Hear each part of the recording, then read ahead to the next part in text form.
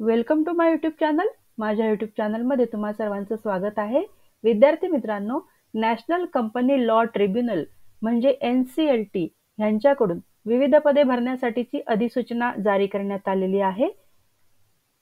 रिक्त पदांची नावे लघुलेखक, खाजगी सचिव, कायदा संशोधन सहयोगी, न्यायालय अधिकारी, सहाय्यक निबंधक आणि उपनिबंधक. पात्रता कोणत्याही शाखेतील पदवी, लॉ तसेच MBA. वेतन 45,000 ते 60,000 रुपये या रेंजमध्ये मिळणार आहे. अर्ज करण्याची पद्धती ऑनलाईन आहे. परीक्षा फी नाही. याविषयीचे डिटेल्स आपण या व्हिडिओमध्ये कव्हर करणार आहोत. त्या अगोदर तुम्ही जर या चॅनलवर नवीन असाल तर चॅनलला सबस्क्राईब करा, लाईक आणि शेअर देखील करा. तुमचे जे मित्र नोकरीच्या शोधात असतील त्यांच्यासोबत हा व्हिडिओ जरूर शेअर करा. माझ्या सगळ्या सबस्क्रायबर्सना मनापासून धन्यवाद. चला तर आजचं हे नोटिफिकेशन कव्हर करू. National company law tribunal notice. Subject: engagement of stenographers and private secretaries purely on contractual assignment in the National Company Law Tribunal (NCLT). Online applications are invited from Indian nationals fulfilling the qualifications mentioned below for engagement as stenographers and private secretaries in various benches of National Company Law Tribunal purely on contractual assignment. तर NCLT यांच्याकडून ह्या जागा भरल्या जाणार आहेत. Online applications मागवलेले आहेत. पदाचे नाव आहे स्टेनोग्राफर आणि प्रायव्हेट सेक्रेटरी. क्वालिफिकेशन मागितलेलं आहे graduate in any discipline from recognised university. तर कुठल्याही स्ट्रीममधनं ग्रॅज्युएशन तुमचं झालेलं असलं पाहिजे फ्रॉम रेकॉग्नाइज्ड युनिव्हर्सिटी. आणि skills dictation 100 words per minute in English आणि transcription on computers 50 word per minute. Age limit मागितलेली आहे 25 वर्ष फॉर स्टेनो आणि 28 वर्ष पर्सनल सेक्रेटरीसाठी. तसेच the candidate possessing minimum 3 years experience as steno as per above skill norms and experience as private secretary in handling various liaisoning and coordination related works with reputed offices only should apply for personal assistant post. तर PS पोस्टसाठी experience मागितलेला आहे. Retired person with requisite qualification and experience can also apply. Retired person जे आहेत त्यांचं वय हे 62 वर्ष असेल तर ते सुद्धा यासाठी अप्लाय करू शकतात. The tentative vacancies available in the benches. Tentative vacancies इथे दिलेल्या आहेत. टोटल व्हॅकन्सीज भरपूर आहेत. ऑल इंडिया लेवलला ह्या जागा भरल्या जाणार आहेत. त्यामुळे सगळ्यांनी यासाठी जरूर प्रयत्न करा. ज्यांच्याकडे हे क्वालिफिकेशन असेल त्या विद्यार्थ्यांनी यासाठी जरूर प्रयत्न करायचा आहे. The remuneration for stenographer 45,000 per month and personal secretary will be of 50,000 per month. त्यानंतर the intimations with regard to the recruitment will be send through the email and mobile number provided by the candidate in the application form. Application फॉर्ममध्ये जो email ID आणि mobile number तुम्ही देणार आहात त्यावरती तुम्हाला इंटिमेशन्स येणार आहेत. त्यासाठी तुम्ही ही रिक्रुटमेंट प्रोसेस पूर्ण होईपर्यंत आपला ईमेल ID आणि मोबाईल नंबर ॲक्टिव्ह ठेवायचा आहे. त्यामध्ये चेंजसुद्धा करायचा नाही आहे. त्यानंतर एकदा तुम्ही जो ॲप्लिकेशन फॉर्ममध्ये ईमेल ID आणि मोबाईल नंबर देणार आहात त्यामध्ये कुठलेही चेंजेस करायचे नाहीत किंवा करता येणार नाहीत. The terms and conditions of the contractual assignment. यासाठी टर्म्स आणि कंडिशन्स दिलेल्या आहेत की कॉन्ट्रॅक्च्युअल हा जो पिरियड आहे तो इनिशियली 1 वर्षाचा असणार आहे कॉन्ट्रॅक्टचा आणि त्यानंतर तुमच्या परफॉर्मन्सनुसार तुमचा परफॉर्मन्स जर सॅटिस्फॅक्टरी असेल, समाधानकारक असेल तर तुमचा जो हा कालावधी आहे तो 3 वर्षापर्यंत एक्सटेंड होणार आहे. जर तुमचा परफॉर्मन्स सॅटिस्फॅक्टरी नसेल तर तुम्हाला तुमचं पद जे आहे त्यावरनं टर्मिनेट करण्यात येईल असं त्यांनी सांगितलेलं आहे. आणि जर तुम्हाला ही पोस्ट मध्ये सोडायची असेल तर तुम्ही 1 महिना अगोदर ॲडव्हान्स रिटर्न नोटीस द्यायची आणि त्यानंतर तुम्ही आपलं पद सोडू शकता. त्यानंतर त्यांनी असं सांगितलेलं आहे की HRA, DA आणि रेसिडेन्शियल अकोमोडेशन किंवा इतर अलाउन्सेस तुम्हाला मिळणार नाहीत कारण ह्या कॉन्ट्रॅक्च्युअल बेसिसवर भरल्या जाणार आहेत जागा.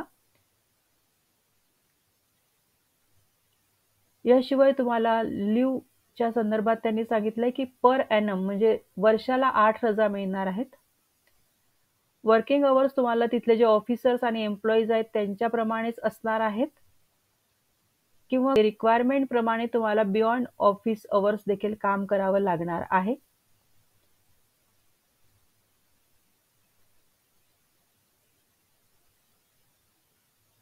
She shall maintain utmost secrecy in respect of matters in which come to her notice by virtue of the assignment, and shall ensure that no information, document, or any other thing is leaked out because of mishandling of papers or her deliberations with other or in any manner. तर हे काम करताना तुम्हाला secrecy ठेवायची म्हणजे गुप्तता ठेवायची आहे. कुठलंही कागद हा लीक झाला नाही पाहिजे हँडल करताना. आपल्या इतर सहयोगी जे आहेत त्यांच्यासोबत ते पेजेस हँडल करताना मिसहँडलिंग झालं नाही पाहिजे. कुठलंही पेज लीक झालं नाही पाहिजे. कुठलीही माहिती बाहेर आली नाही पाहिजे असं त्यांनी सांगितलेलं आहे. गोपनीयता ठेवायची आहे. She will not accept any other assignment during her term engagement as such. हा जॉब सुरू असताना तुम्हाला बाहेरचा दुसरा कुठलाही जॉब स्वीकारता येणार नाही.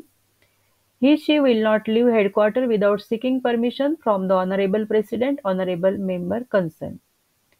पंक्च्युअलिटी मेंटेन करायची आहे असं त्यांनी सांगितलेलं आहे. Based on consent, she may require to perform duties in one or other benches of NCLT for the short period of time. तुमच्या कन्सेंटनुसार तुम्हाला NCLTच्या वेगवेगळ्या बेंचेसवर ड्युटीज परफॉर्म कराव्या लागणार आहेत. The candidate should have absolute integrity, honesty and good moral character, for which she will submit certificate of two responsible persons at the time of joining in the respective bench. तुमच्यामध्ये honesty आणि integrity असली पाहिजे, तसेच good moral character तुमचं असलं पाहिजे. त्यासाठी तुम्हाला एक सर्टिफिकेट सबमिट करायचं आहे जॉईनिंगच्या वेळेस ऑफ 2 रिस्पॉन्सिबल पर्सन्स. तुमच्या विरुद्ध कुठलीही क्रिमिनल केस नसावी असं त्यांनी सांगितलेलं आहे. The person appointed on contract basis will have no claim for regularization under any circumstances. एकदा तुमची अपॉइंटमेंट झाल्यानंतर पुढे हा जॉब कंटिन्यू करण्यासाठी रेग्युलरायझेशनसाठी तुम्हाला क्लेम करता येणार नाही.